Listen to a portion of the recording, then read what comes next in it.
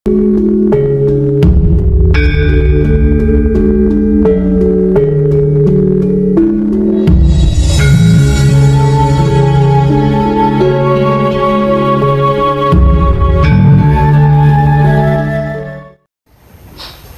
kadang dan para sedulur kinasiku sekalian,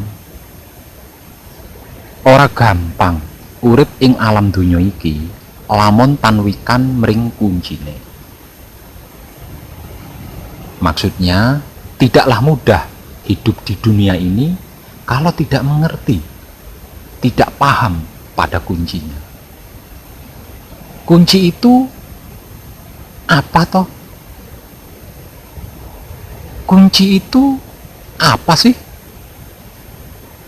Kok sampai-sampai menjadi penentu utama dalam ilmu pengetahuan, di dalam kehidupan dunia ini, bahkan di akhirat nanti? Karena kunci itu adalah jati diri sejati kita yang sebenarnya, yang sesungguhnya. Asal-usul kita, para kadang dan para sedulur kinasiku sekalian, asal-usul kita sebelum kita diutus memasuki diri atau wujud kasar ini, asal-usul semua makhluk sebelum dicipta menjadi apapun, terutama manusia,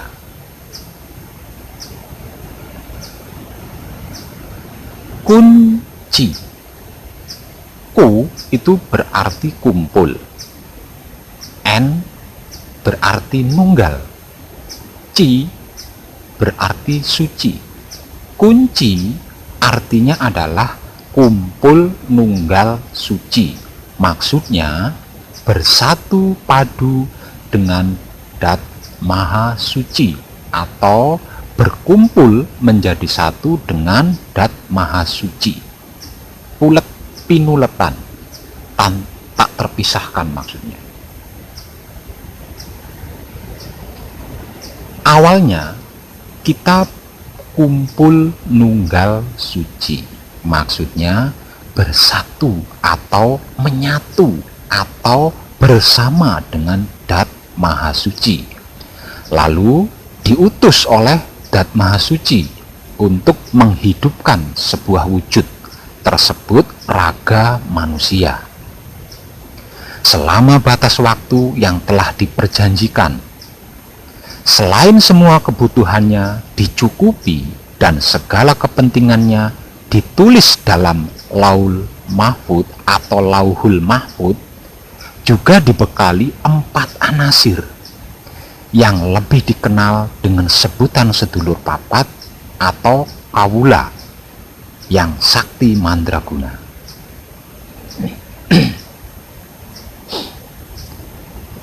Dalam Alkitab Kejadian, setelah Dat Maha Suci menciptakan tubuh manusia tersebut Adam dari tanah pilihan, lalu dibekali 4 anasir yang bahannya diambil dari sari-sarinya air, sari-sarinya angin, sari-sarinya api, dan sari-sarinya bumi. Kemudian Dat Maha Suci berfirman, "Aku ambil sebagian ruhku, kemudian aku tiupkan, kun fayakun, sebagai penghidup kepada jasad atas perintahku untuk bertanggung jawab masalah dunia dan akhiratnya." Adam berarti asal usul dumadi anane manungso. Adam asal dumadi anane manungso. Maksudnya awal terjadinya adanya manusia. Kesimpulan pertama, kunci itu adalah hidup atau roh suci atau roh kudus yang awalnya berasal dari Dat Maha Suci, yang lebih dikenal dengan sebutan guru sejati kalau dalam istilah spiritualnya. Kalau istilah laku murni menuju sucinya disebut sebagai asmo sejati. Karena adanya hidup atau roh suci atau roh kudus atau guru sejati atau asmo sejati di dalam diri inilah manusia bisa beragama, bisa berkepercayaan atau berkeyakinan, bisa lapar makan, bisa haus minum, bisa ngantuk tidur, bisa bicara, bisa mendengar, bisa berpikir, bisa bekerja, bisa berdoa, bisa susah senang, dan lain sebagainya. Kalau tanpa adanya hidup atau roh suci atau roh kudus atau guru sejati atau asmo sejati di dalam diri, sungguh manusia itu adalah mayat atau bangkai yang hanya layak untuk dikubur. Sebab kalau tidak segera dikubur atau dibakar, bau busuk bangkainya akan mengganggu semua pemilik panca indera penciuman. Itulah kunci yang berarti simpel dan singkat padatnya adalah hidup kita sendiri.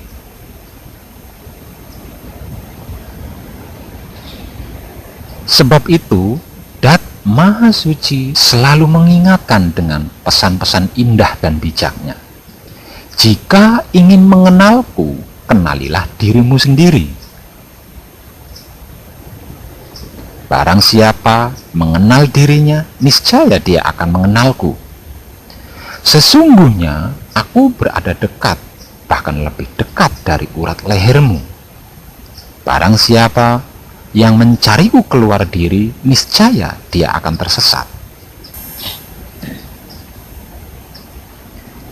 Dan masih banyak lagi pesan bijak Dat Maha Suci yang lainnya, yang sepertinya para ahli kitab mustahil tidak mengetahuinya.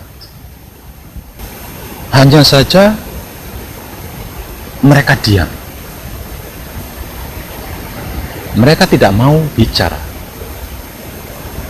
karena takut tidak punya teman, takut dianggap sesat, takut dianggap menyimpang, takut reputasinya hancur. Tapi Wong Edan Bagu tidak.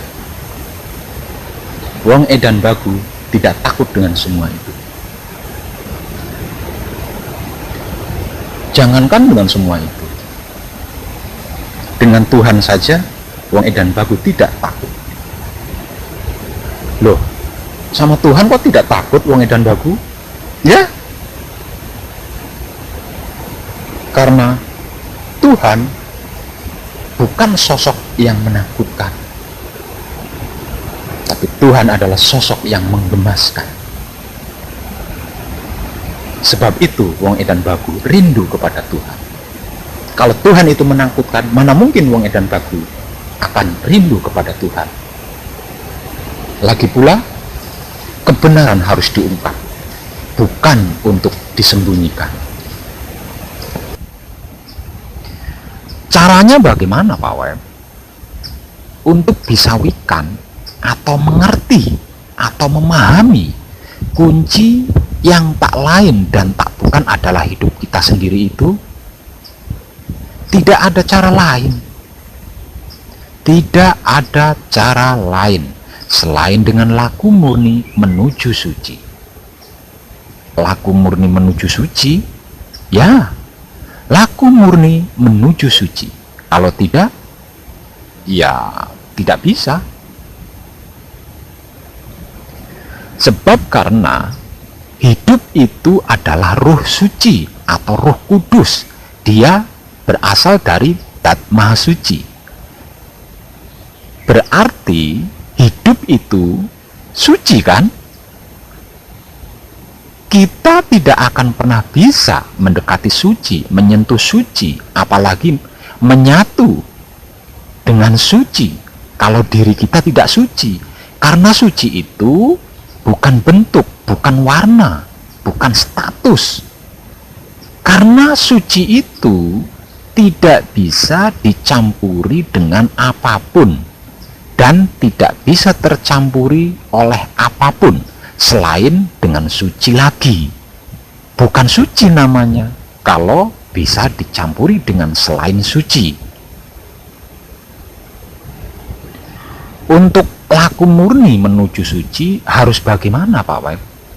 Apa yang harus saya lakukan atau yang harus saya perbuat?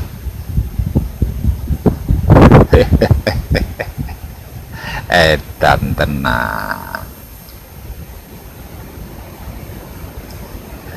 Di dalam setiap rongga anak Adam terdapat segumpal daging, yang jika segumpal daging itu baik, maka baik pula seluruh anggota badannya.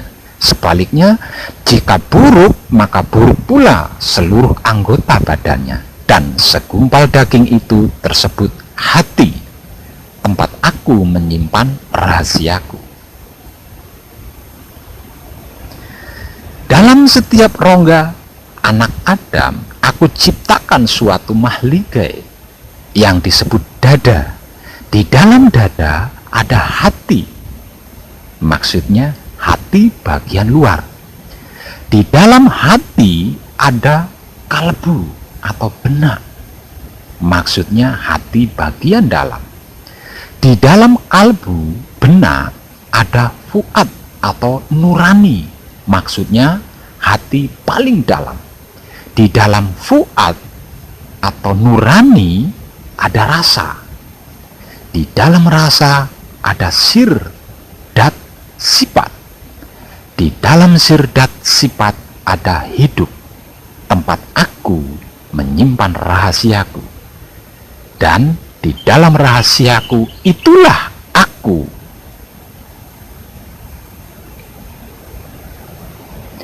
Galilah rasa yang meliputi seluruh tubuhmu, karena di dalam tubuhmu ada firman atau utusan Tuhan yang dapat menjamin jiwa ragamu, lahir batinmu, hidup matimu, dan dunia akhiratmu. Firman atau utusan Tuhan di dalam diri kita, yaitu hidup kita sendiri. Untuk hal itu kita tak perlu neko-neko, karena hanya perlu menggali rasa yang meliputi seluruh tubuh kita. Cukup sederhana, bukan? Menggali rasa yang meliputi seluruh tubuh saya. Rasa apa, Pak Web? Rasa apa saja. Loh, kok rasa apa saja? Ya, semua rasa, segala rasa yang berada di seluruh tubuh kita. Rasa enak dan tidak enak, seperti pahit, ketir, manis, asam, panas, dingin, gatal, keras, sejuk, dan lain-lain. Karena rasa sejatinya rasa yang dimaksud diliputi kesempurnaan rasa. Yang namanya sempurna kan lengkap, bin komplit. Jadi suka tidak suka, mau tidak mau, kita harus siap melampaui semua rasa dan segala rasa yang menjadi peliput rasa yang sebenarnya itu. Karena dat Maha Suci itu esa, yang berarti baik buruk, enak tidak enak itu berasal darinya. Kita harus bisa mau siap menerima dan menikmati dengan syukur apapun rasa yang kita dapatkan ketika laku murni menuju suci, tanpa menganalisa, tanpa mengeluh, dan tanpa protes. Kalau kita bisa berhasil menemukan letak firman atau hidup yang merupakan utusan Tuhan itu, atau rasa sejati-sejatinya rasa yang menjadi inti saripatinya berada di bagian diri kita yang mana, maka kita akan mengerti, memahami, mengetahui bahwa ajaran Nabi Muhammad Sallallahu Alaihi Wasallam itu bukanlah agama Islam. Namun di dalam agama Islam terkandung ajaran Sang Rasulullah atau utusan Allah.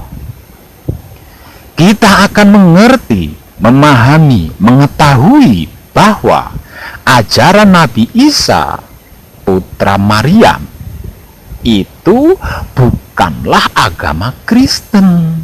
Namun di dalam agama Kristen terkandung ajaran Sang Anak Allah.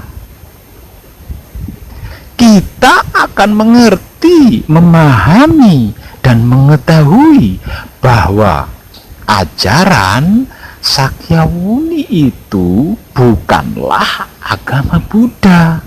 Namun di dalam agama Buddha terkandung ajaran Sang Hyang Buddha. Kita juga akan mengerti, memahami dan mengetahui bahwa ajaran Krishna itu bukanlah agama Hindu. Namun di dalam agama Hindu terdapat ajaran Sang Avatar Dewa Wisnu. Kita akan mengerti, memahami, dan mengetahui bahwa ajaran Romo Semono Sastro Hadijoyo itu bukanlah organisasi kepercayaan kapribaden.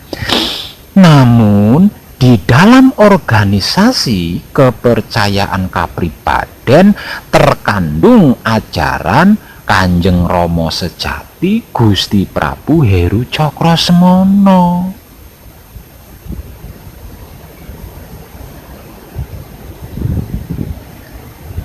Kanjeng Rama Sejati Gusti Prabu Heru Cakrosemono siapa dan apa itu Kanjeng Rama Sejati Gusti Prabu Heru Cakrosemono?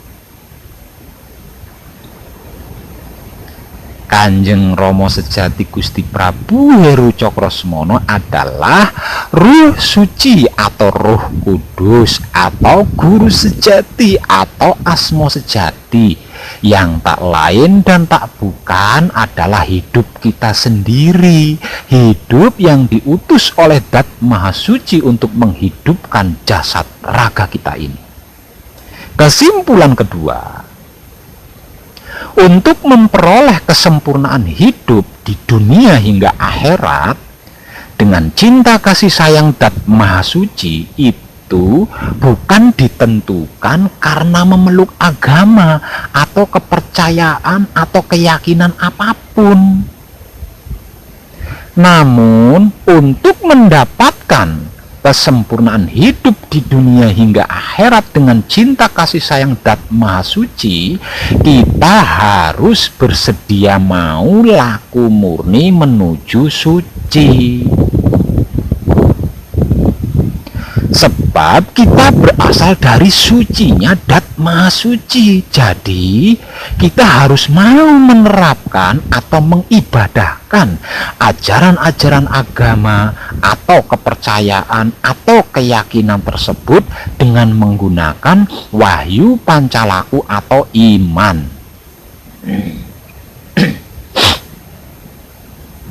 Wahyu pancalaku atau iman, apa itu dan bagaimana itu wahyu pancalaku atau iman, Pak Web? Wahyu pancalaku atau iman adalah sifat dan sikapnya kunci. Sifat dan sikapnya hidup atau roh suci atau roh kudus yang tak lain dan tak bukan adalah hidup kita sendiri. Jadi sifat dan sikapnya kunci atau roh suci atau roh kudus atau guru sejati atau asma sejati yang tak lain dan tak bukan adalah hidup kita sendiri yang asalnya dari Dat Maha Suci itu adalah wahyu pancalaku yang selama ini lebih kita kenal dengan sebutan iman. Sebagai berikut, wahyu pancalaku. Wahyu itu pemberian Tuhan secara langsung. Panca itu 5, laku itu niat tujuan. Simpelnya kesadaran. Pertama, pasrah kepada Dat Maha Suci. Kedua, menerima keputusan Dat Maha Suci. Ketiga, mempersilahkan kuasa Dat Maha Suci. Yang keempat, merasakan kenyataan Dat Maha Suci. Dan yang kelima, menebar cinta kasih sayang Dat Maha Suci. Adakah kelima sifat dan sikap ini ada di dalam diri kita?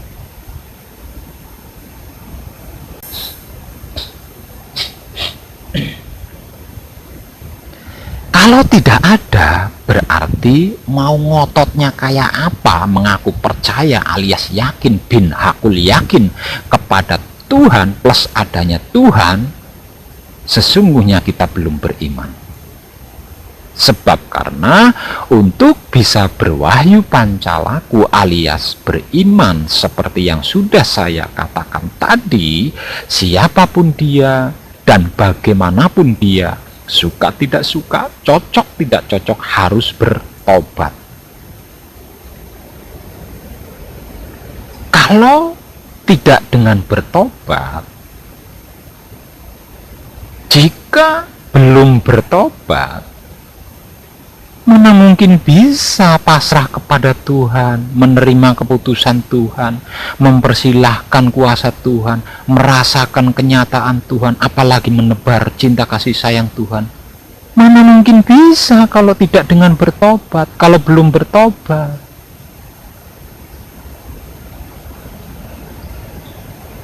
Iya apa iya? Wahyu pancalaku atau iman adalah satu, pasrah kepada Dat Maha Suci atau Tuhan. Kedua, menerima keputusan Dat Maha Suci. Ketiga, mempersilahkan kuasa Dat Maha Suci. Yang keempat, merasakan kenyataan Dat Maha Suci. Dan yang kelima, menebar cinta kasih sayang Dat Maha Suci.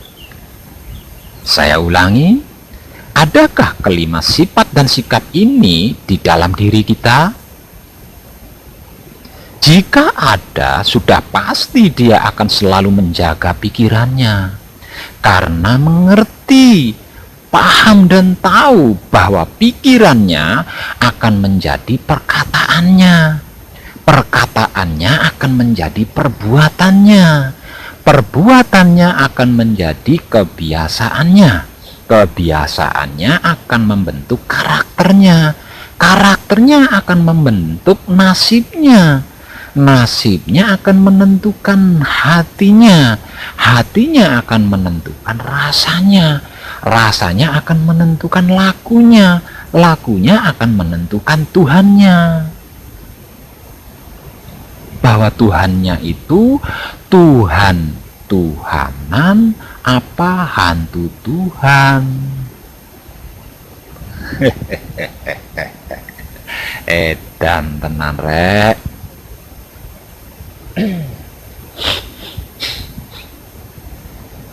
Kesimpulan ketiga, semua dan segala yang ada di luar diri kita itu bermula dari pikiran kita sendiri. Sebab karena itu jagalah pikiranmu, karena pikiranmu akan menjadi perkataanmu. Jagalah perkataanmu, karena perkataanmu akan menjadi perbuatanmu. Jagalah perbuatanmu, karena perbuatanmu akan menjadi kebiasaanmu. Jagalah kebiasaanmu, karena kebiasaanmu akan membentuk karaktermu. Jagalah karaktermu, karena karaktermu akan membentuk nasibmu. Jagalah nasibmu, karena nasib akan menentukan suasana hatimu.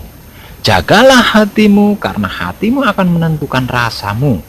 Jagalah rasamu, karena rasamu akan menentukan lakumu. Jagalah lakumu, karena lakumu akan menentukan siapa Tuhanmu yang sebenarnya.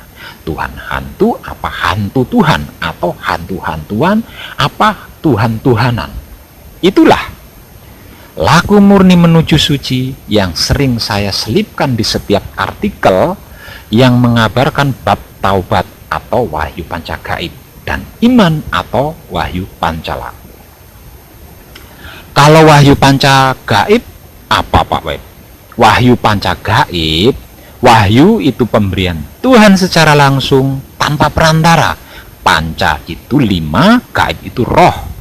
Wahyu panca gaib berarti 5 roh pemberian Tuhan secara langsung, yaitu 4 anasir dan hidup, yang lebih dikenal dengan istilah sebutan sebagai sedulur papat kalima pancer atau kawula Gusti. Sedulur atau kawula itu 4 anasir, dan pancer atau gustinya itu hidup.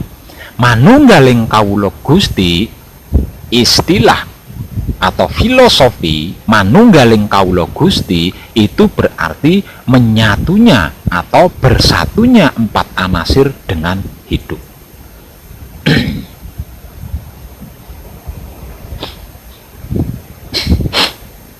Kesimpulannya, yang disebut manunggaling kawula Gusti ya wahyu panca gaib itu, tapi wahyu panca gaib yang diibadahkan atau yang dipraktekkan dengan menggunakan wahyu pancalaku, bukan yang diibadahkan atau dipraktekkan dengan kebencian, dengan fitnah, syirik, iri, dengki, dendam, hasut, ego, pamrih, munafik, dan sejenisnya. Bukan.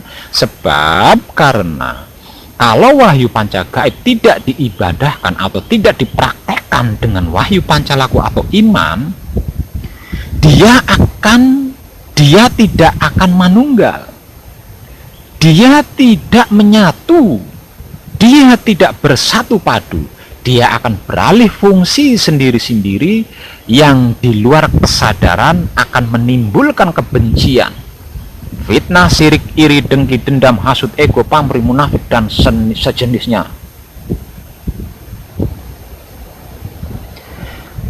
Kalau kunci, ingat nih, kalau kunci itu bukan tulisannya Gusti ingkang Maha Suci. Jadi kunci itu bukan yang berbunyi Gusti ingkang Maha Suci, bukan. Kalau tulisan atau yang berbunyi Gusti ingkang Maha Suci dan seterusnya, itu bunyinya atau itu bacaan bunyinya kunci, bukan kunci. Kalau kunci adalah kumpul nunggal suci. Ono opo-opo kunci, ora ono opo-opo kunci. Itu bukan kalau ada masalah kita baca kunci, atau tidak ada masalah kita tetap baca kunci, bukan. Ono opo-opo kunci, ora ono opo-opo kunci, artinya ada masalah kumpul nunggal suci, tidak ada masalah tetap kumpul nunggal suci. Maksudnya tentram lahir batin, jiwa raga, dunia akhirat atau gelar gulung dalam segala halnya bersama Dat Maha Suci, bukan yang lain. Sebab karena pada hakikatnya tidak ada apa-apa. Apa-apa itu tidak ada. Yang ada hanya Dat Maha Suci dan utusannya, yaitu Sang Hidup yang menempati diri kita ini. Selain itu palsu, semu, barang pinjaman, dan bersifat baru, tidak langgeng, akan hancur ditelan waktu, termakan usia. Bisa maksud?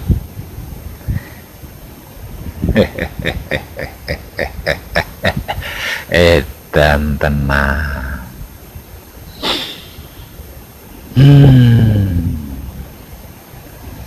Para kadang dan para sedulur kinasiku sekalian,